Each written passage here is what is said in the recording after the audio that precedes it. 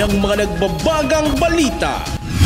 Mga musmos edad 2 hanggang 17 anyos, ginagamit umano sa malalaswang show ng kanilang sariling ina sa Bumbon, Camarines Sur.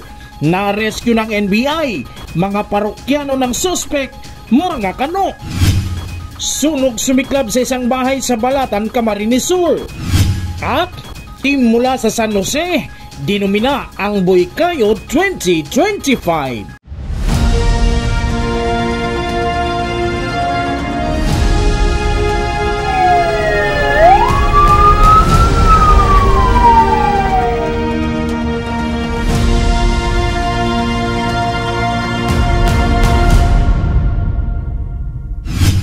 Magandang gabi, narito ang mga may init na balita sa Camarines Sur.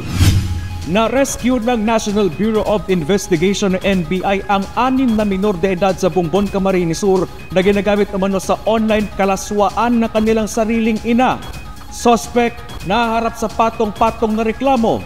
May ulat si John Amador, exclusive.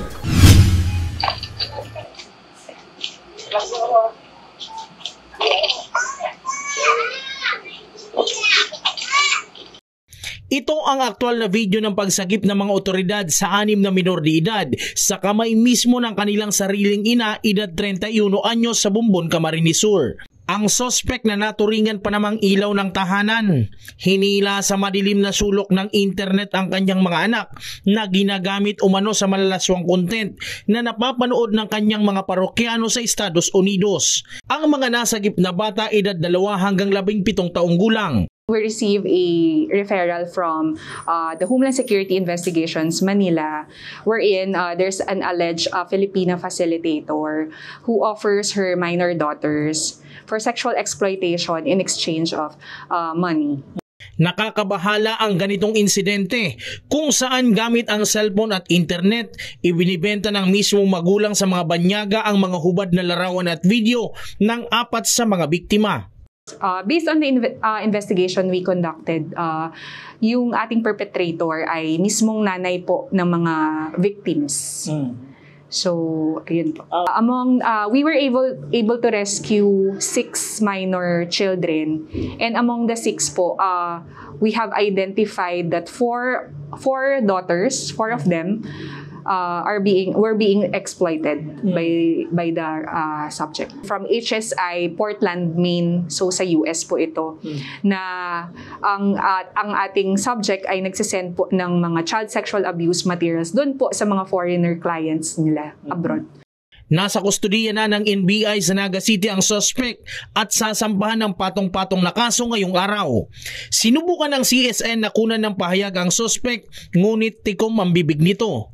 Ang pwede po kasing kaso na pwedeng kaharapin ng mga taong nagko-commit po ng same offense ay una po sa lahat yung RA 11930, which is the anti-OSAEC, Anti-Online Sexual Abuse and Exploitation of Children Law, and then the RA 9208 as amended by RA 10364 and 11982, which is the anti-human trafficking law, and as well as RA 7610, the child abuse law. So lahat po yun, once convicted po, ang isang tao po ay pwede pong kumaharap ng life imprisonment, and no bail po ito.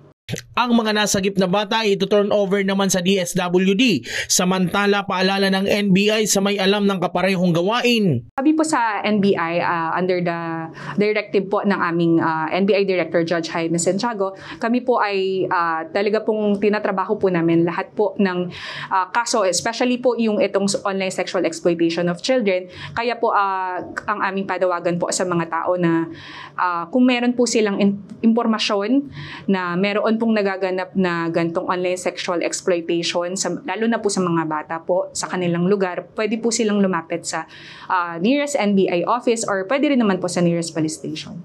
John Amador, CSN. Nagkumahog ang ilang mamimili sa public market ng Balatan, Camarines Sur matapos masunog ang isang bahay malapit sa lugar. Napabaya ang pinaglutuan, tinitinang pinagmulan ng sunog. Narito ang ulat. Makikita sa bidyong ito ang makapal at maitim na usok sa bahagi ng Barangay Siramag malapit sa pamilihang bayan ng Balatan, Camarines Sur. Pasado alas 9 ng umaga nitong May 28, nasusunog na pala ang isang lumang bahay sa lugar. nagkukumaog naman ang ilang mamimili na makalayo sa nasusunog na lugar. Ayon sa Bureau of Fire Protection Balatan, 2-story old house ang nasunog kung saan naging mabilis ang paglaki ng apoy dahil sa kalumaan ng istruktura. Lumalabas sa paunang investigasyon ng BFP. Initial investigation ni although bako pa man ining final, apparently according sa natin sa nakandak na yung may-ari mismo tinanong namin na nagluto siya, iniwan niya, may mga baga-baga pa daw. Maswerteng wala naman nasaktan sa insidente habang inaalam pa ng otoridad ang kabuang iniwang pinsala ng sunog. Pwede po, dahil po pagbayaan na dahil po palsukon. Dahil po pagpalsukon ng pag may mga baga pa kaya may tendency pa siyang lalo ang uring baga minsan nagpipitik-pitik siya. Tapos mayo na kita, pabayaan ka. Saro po yan sa magiging kausakan kasulo. Nick De La Cruz, CSN. Umaabot na umano sa 2 tonelada ang patay na isdang inaanod sa bayan ng Calabanga at Tinambak, Camarines Sur. Sanhi ng fish kill, patuloy na inaalam ng BIFAR. Narito ang ulat. Maglilimang araw nang hindi nakakapalaot ang mangingisdang si Antonio Ramos ng Barangay Sabang, Calabanga, Camarines Sur. Walang magawa si Tatay Antonio maliban sa pag-aayos muna ng kanyang ginagamit na bangka sa pangingisda dahil sa epekto ng fish kill. Magsimula kasi nang maitala ang fish kill sa ilang bahagi ng San Miguel Bay ay hindi na siya nakapalaot pa. Wala, maghihintay nung matanggal yan ko na yan. Wala man dito mga pagbalingan. Hindi talagang mangisda lang kami. Naayos mo lang ang bangka at pag maigigi na, pili naman kami ang pangisda. Sa videong ito, kita ang iba't ibang uri ng isda na napadpad sa tabing dagat. Ayon sa Bureau of Fisheries and Aquatic Resources o BIFAR Bicol, Mayo 23 nang unang maitala ang fish kill sa lugar. Aabot na umano sa 2 toneladang isda ang napadpad sa karagatang sakop ng Calabanga at katabing bayan. Ayon sa Calabanga Fisheries Management Unit, 2 lugar sa bayan ang pinakaapektado ng fish kill. Hindi pa rin matukoy sa ngayon ang dahilan o sanhi ng fish kill sa lugar. Last May 23, that time kung kanson nagkaroon ng fish kill dito sa Calabanga, nagpadala agad kami ng water sample at the same time yung fish specimen sa BIFAR. So till na po wala pa naman po silang binababa kung ano po talaga pinaka-result kung bakit nagkaroon ng fish kill. Initially, sabi nila yung sa water parameter, pasok naman siya para pero hindi naman siya pwedeng i-consider na siyang may sabi. Kaya nagkaroon pa ng further analysis kung sa cyanide ba, pwedeng sa blast fishing or kung ano pa man na pwedeng makasanib nagkaroon ng fish kill. Maliban sa bayan ng Calabanga, apektado rin ng fish kill ang mga barangay ng Bagakay, New and Old Kaaluan, Santa Cruz, Filarca, Socod at Mananaw sa bayan ng Tinambak. Ina-assess na rin ngayon ng mga otoridad ang bilang ng mga mangingisdang apektado ng fish kill para mabigyan ang mga ito ng ayuda. Yung mga nagamatay na po, sana po hindi na nila i-consume. Kasi may mga report sa amin na yung community kinain yung mga nagamatay ng isda. Pinagbenta pa, pinag-consume pa. Yung iba nga nakita namin sa may part ng kagsaw na binilad pa nila. Ayan. Kung nakita man nila na or nanghuli man silang isda, siguro may papaya lang namin hugasan ng maigi. Chris Novello, CSN. Naging matagumpay ang Boy Kayod na isa sa mga highlights sa Kaugma Festival. Kalaok mula sa San Jose Partido, dinumina ang Boy Kayod. May ulat si John Amador.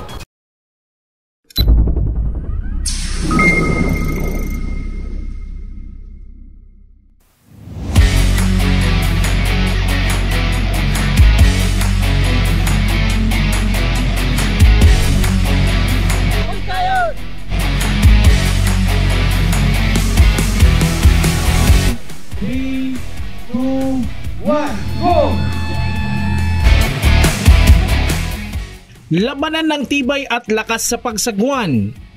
Pagpadyak at pagtakbo na may pasang isang sako ng bigas. Ito ang hinarap ng 38 team mula sa iba't ibang bayan ng Camarines Sur na kumasa sa hamon ng Grassroots Triathlon na Boy Kayod 2025 ngayong Kaugma Festival. Ang Boy Kayod, sarong event para sa satong mga kasarilitan, mga ordinaryong parasira, ordinaryong para padyak, mga laborer, karpentero, mga kargador, para uma. Ang contestant tango niyan, ining taong 2025 kaugma, nag-abot ng 38 teams. So, from District 1 to District 5.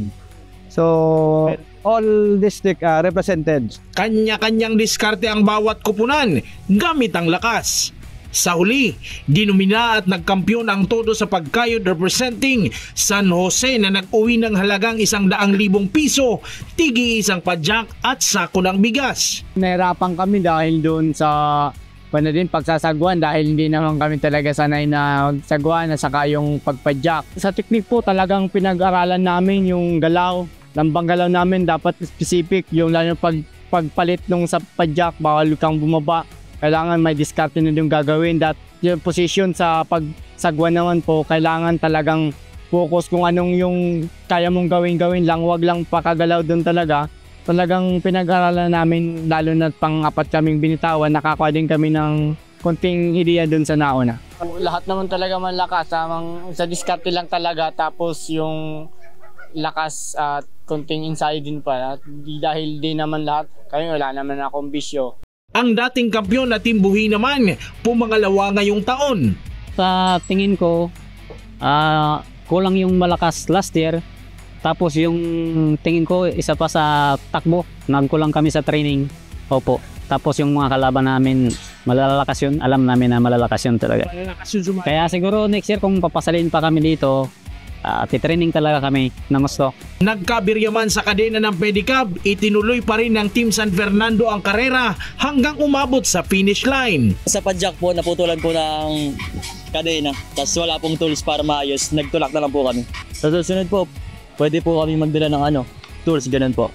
Walang uuwing talunan sa Boycayod 2025 dahil lahat ng sumali may consolation prize. All participants dahil mauling luwaan dahil ang non-winning mauli ng tigsararong sakong 25 kilos each. Ang winning team, first prize 100,000 plus 3 padjaks plus 3 sacks of 25 kilos of rice. Second prize 50,000, duwang padjak tapos tulong sakong bagas na 25 kilos. And third prize, 20,000, sarong padyak, plus tulong sakong bagas na 25 kilos. Sa bigas talaga, yan, sasaing pa naman natin yun. Yung 100,000 siguro nakatutulong pa to, lalo yung pedicab. Kung magkakaid na po kami, marami na. Kung hindi may padyak pa naman akong isa, papaukuha ka na lang po, arke lang. Siguro para hindi matingga naman yung kwan, 120 pa naman yung kwan ngayon. Yung pera pa naman po, dinagdag po pampaayos ng bahay. Nagpasalamat din ang mga lumahok sa Boycayod 2025. Bago pang lahat, congratulations po sa mga new elected na Villaperte. So Gobs, salamat po sa pagpalaro ng Boycayod. Sana makalaro pa kami sa susunod. Masasabi ko lang po, talagang bilib po ako sa pamilya ng Villaperte. Since 2011 po, naging scholar ako ni Gob El Rey. Ngayon, bumabalik na naman siya na sa governor. Talagang ang gayon po yung check ko yung kuwan ko dun sa scholar, nandun po sa wallet ko hanggang ngayon. Talagang bilig po ako kay Governor El Rey Villaperte, Congressman Migs Villaperte, Congressman Luigi Villaperte. Salamat po sa inyong sana tuloy-tuloy na palaro na ito na magandang papremyo. Taon-taon parami ng parami ang sumasali sa Boycayod na palaro sa mga ordinaryong manggagawa at magbibigay pugay rin sa mga ito. Kaya baka kayo naman ang susunod na Boycayod champion sa susunod na taon.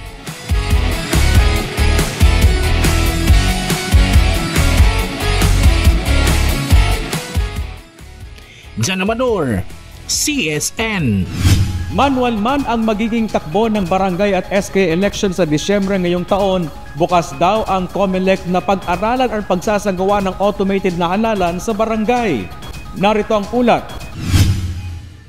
Kahit sa Disyembre pa ang barangay at SK elections, pinag-aaralan umano ng Commission on Election o COMELEC ang pilot test sa naturang halalan. Pinaghahanda naman ng full body ang manual na botohan. Bukas ang COMELEC sa automated na halalan sa barangay at Sangguniang Kabataan elections. Welcome daw sa ganitong inobasyon ang COMELEC Naga. Pag mas maganyan, pag automated election, ang sa barangay, NSK, mas accurate po ang counting, mas mabilis ang counting, mas madali ang pag-boto. Kaya po, in favor ako dyan sa automation kang election.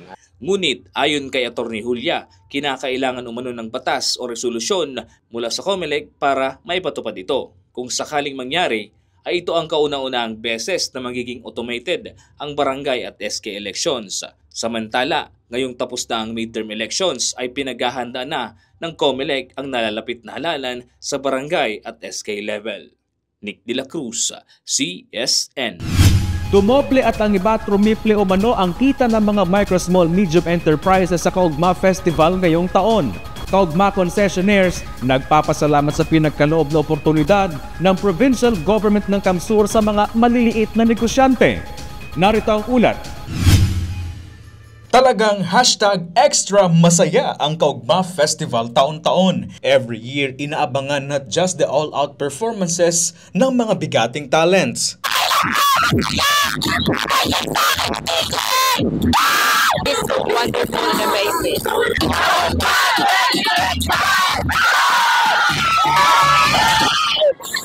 Maging ang free rides and gimmick from left and right of Kaugma grounds. At kung gutom ka na sa pag-enjoy ng free concert at rides, may hot buys din para #extra masaya rin ang inyong tummy. Ang ilang small medium enterprises sa Kaugma grounds, #extra masaya din dahil nabigyan sila ng oportunidad na maitampok ang kanilang mga produkto. Yung bintahan namin, maganda naman po yung bintahan namin dito sa loob ng Kaugma. Salamat sir dito sa Kaugma kasi kahit paano sir, kahit nakakapagod rin pero nakatulong din, nakakuha din kami ng kahit yung panghanap buhay din dito. Dakulang tabang tinaw sa muya ni Gob. Siyempre nakaka-income din po kami kahit tiit. Tapos bukod sa araw kayan, naging masaya pa kami sa nakakadala ng free concert. Malaking tulong daw ang ganitong klaseng aktibidad na nabibigyan ng oportunidad ang mga kagaya nilang malaliit na negosyante na kumita ng extra. Thank you, Gob. Salamat ng dakul na salamat. Sana more blessing pa po sa inyo. Sabi ko lang kay Luigi, kay Gob, kay Leray, maraming salamat sa niya dito sa Kaugma. Sana taon-taon din patuloy nito ganito. Chris Novello, CSN. At yan ang mga may init na balita ngayong araw sa Camarines Sur. Kami ang Kamsur News. Ako po si Chris Novello. Diyos mabalos sa pagtitiwala.